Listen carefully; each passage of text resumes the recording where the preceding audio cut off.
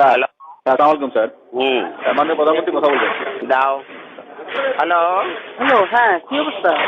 মাননীয় প্রধানমন্ত্রী, সালাম আলাইকুম।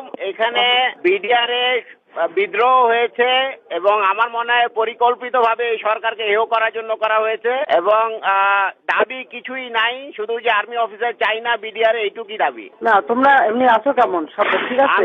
আমি আছি দরবার হলে, আমার অফিসারদের সহ আমাদেরকে ঘেরাও করে গুলি করছে ওরা। আমাদের অস্ত্র নাই, এই জন্য আমরা জবাব দিতে পারছি না। তো আমরা আছি দৃঢ় অবস্থায়, আমরা কথা বলার চেষ্টা করছি, আমরা বলার চেষ্টা করছি যে দাবি মানা হবে, তোমরা ফায়ারিং বন্ধ করো। তবে অনেক অস্ত্র হাতে নিয়েছে, অনেক গুলি চালাচ্ছে এবং যদি আপনি মানে সেনাবাহিনী র্যাবকে অলরেডি র্যাব মুভ করছে, সেনাবাহিনীও মুভ করবে।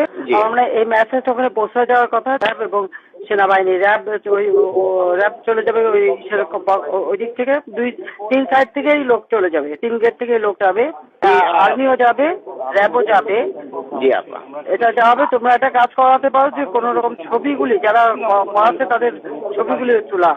আমরা এটা নিচ্ছি আপা, আমরা ভীতু না। তবে আমরা যেহেতু অস্ত্র নাই এবং ঘিরে ফেলেছে, এই জন্য আমরা এই অবস্থায় আছি। আপনি যত দ্রুত পাঠাবেন তত তাড়াতাড়ি পরিস্থিতি আমরা সামাল দিতে পারবো। যাচ্ছে, কিন্তু আমার মনে হয় আবার মানে অন্যরকম কষ্ট ফাইন না হয় সেটাও দেখতে হবে।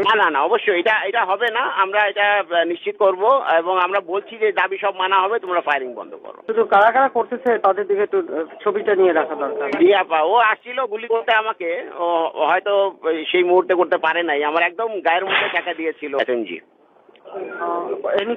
Any casualty? নো, এখন পর্যন্ত আমরা জানা মতে ক্যাজুয়ালিটি হয়নি আপা, বাট হতে পারে, কারণ যে পরিমাণ গুলি চালানো হচ্ছে তাতে মনে হচ্ছে যে ক্যাজুয়ালিটি হতে পারে।